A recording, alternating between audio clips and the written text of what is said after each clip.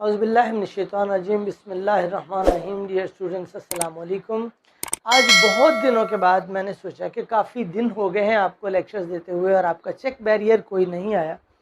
तो check and balance जब तक ना हो, बच्चे ख़ुद को हमेशा यही समझते हैं कि वो मुकम्मल हैं और उनको तमाम टॉपिक्स आते हैं।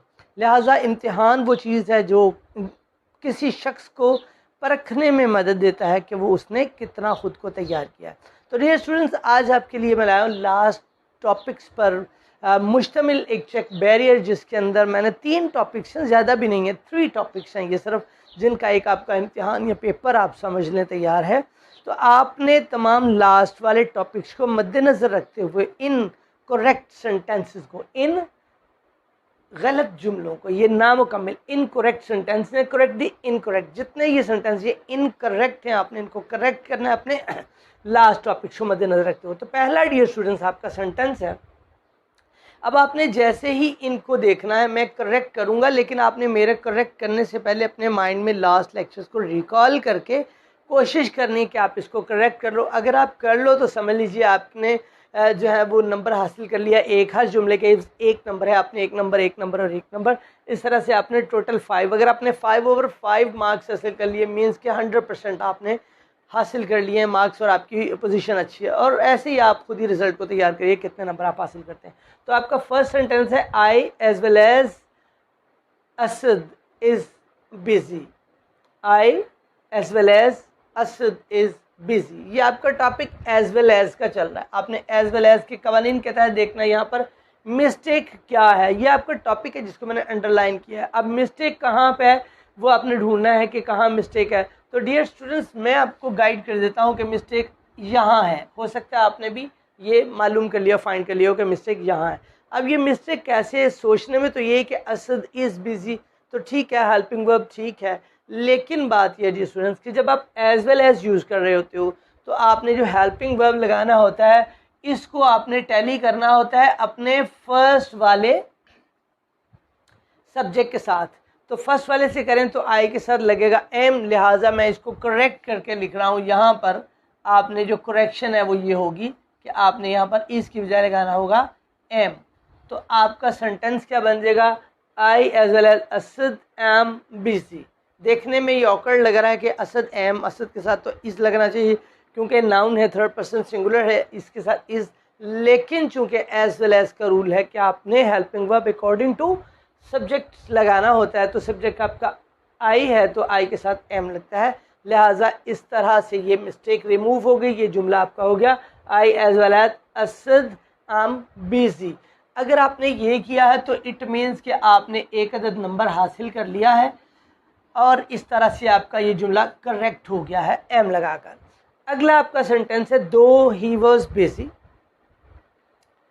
But he helped me.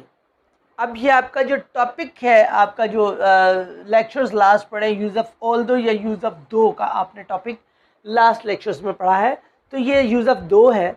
अब यूज़ ऑफ दो के रूल्स के तहत मिस्टेक आप फाइंड करिए।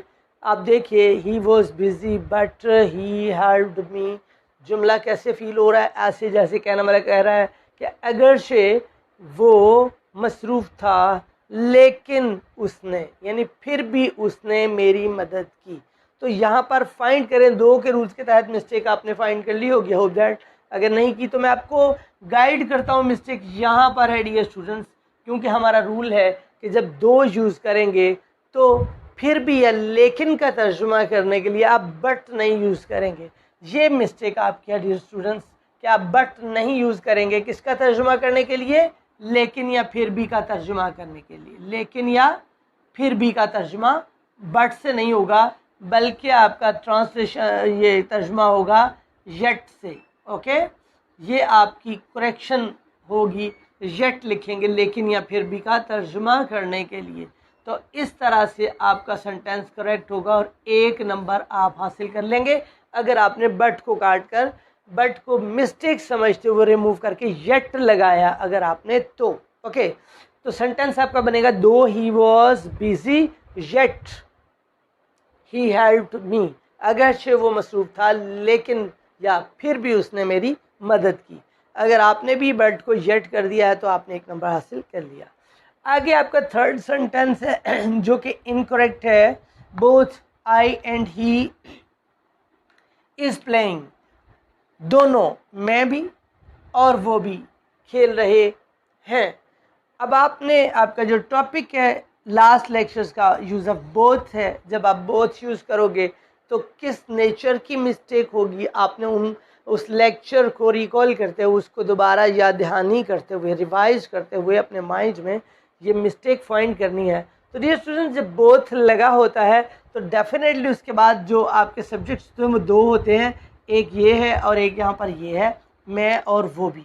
जब आपके प्रोनाउंस, जब आपके सब्जेक्ट प्लूरल फॉर्म में होंगे, ज़्यादा होंगे, मोर देन वन होंगे, तो डेफिनेटली आपका जो हेल्पिंग वर्ब या वर्ब होगा वो आपका प्लूरल होना चाहिए। तो ये हेल्पिंग वर्ब में मिस्टेक है डियर स्टूडेंट्स, कि देखने में तो लग रहा है ही इज़ प्लेइंग, लेकिन आप, वो अकेला नहीं खेल रहा, साथ आप भी हो, तो ये प्लूरल फॉर्म में है, दोनों हैं, दोनों ही उर्दू में भी तो यूँ कहते हैं, दोनों हम खेल रहे हैं, वो भी और मैं भी, वो भी और मैं भी, हम दोनों ही खेल रहे हैं। ये नहीं कहते आपके वो भी और मैं भी दोनों खेल रहे हैं, ये सिंगुलर है, लिहाजा चूंकि ये प्लूरल है, आपके सब्जेक्ट मोर देन वन है, लिहाजा आप इसको प्लूरल फॉर्म में लगाते हुए हेल्पिंग वर्ब इस की जमा आप जो प्लूरल है वो आप कर देंगे आर। तो आपका ये सेंटेंस फिर बन जाएगा both I and he are playing. ये आपका ही के बाद आर लगे जाएगा क्योंकि दो लोग हैं। तो इस तरह से आपने अगर मिस्टेक रिमूव कर ली है तो आपने नंबर हासिल एक और कर लिया और आपने 3/5 मार्क्स हासिल कर लिए, 3/5 नंबर, मतलब 5 में से 3। आगे है scarcely had they reached home that the guests came. Okay, ये आपने बनाया कि बमुश्किल वो घर पहुंचे ही थे कि मेहमान आ गए, घर पहुंचे ही थे कि मेहमान आ गए। तो अब यूज़ ऑफ स्केर्सली या हार्डली है, आपने स्केर्सली यूज़ किया, लास्ट टॉपिक आपको स्केर्सली का यूज़ पढ़ाया था। तो जब वो होता है तरतीब जुमले की ठीक है, मिस्टेक यहाँ पर क्या है ये ढूंढ रहे हैं। तो ये मिस्टेक यहाँ पर है, वो क्या है कि जब आप स्केर्सली या हार्डली यूज़ करते हो तो के का तर्जुमा, ये जो वर्ड उर्दू का के, इसका तर्जुमा आप दैट से नहीं करते, बल्कि आप करते हैं तर्जुमा व्हेन के साथ।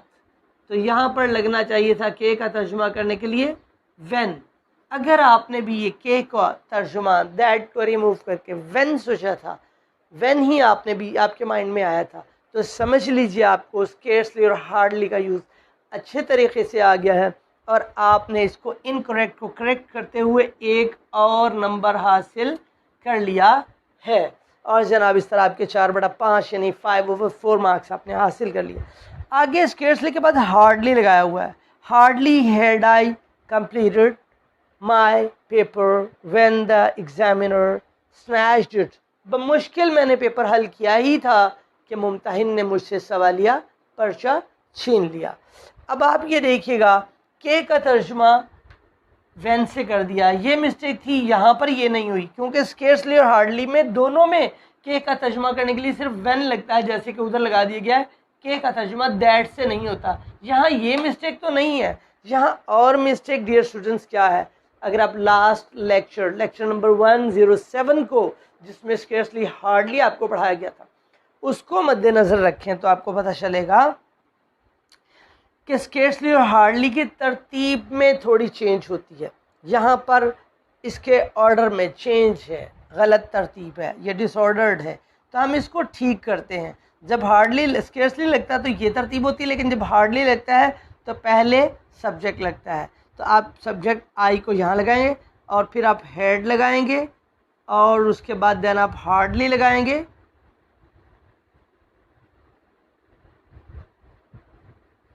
ये हो जाएगा आई हैड हार्डली और बाकी फिर आप वही लगाएंगे, completed my paper when the examiner snatched it. बाकी सेम आप लगाएंगे कि मैंने बमुश्किल अपना पेपर ख़त्म ही किया था कि एग्ज़ामिनर ने छीन लिया। तो अगर आपने ये तरतीब समझ गए थे कि ये गलत है, सॉरी ये वाली तरतीब गलत है और करेक्ट होने के बाद ये वाली है, तो मीन्स कि आपको स्केर्सली और हार्डली का यूज़ भी अच्छा आ गया है और आपने एक और नंबर हासिल कर लिया है और यूँ आपके मार्क्स आ गए 5/5 और फिर आपके लिए हुआ shining star. Very beautiful stars mean you are now becoming much that you're now perfect in your English. You have improved your spoken English as well as you have now improved your English course. तो मुझे उम्मीद है अगर आपने इतने number हासिल किए हैं तो आपके लिए वाकई खुशाइन बात है और आपके लिए sign of appreciation once again, right. Hope for the best. आपने मार्क्स अच्छे लिए हैं, आइंदा भी अच्छे लेक्चर सुनते रहिए, तैयारी करते रहिए, इंग्लिश इंप्रूव करिए। तब तक के लिए अगली वीडियो तक के लिए इजाज़त। अस्सलाम वालेकुम।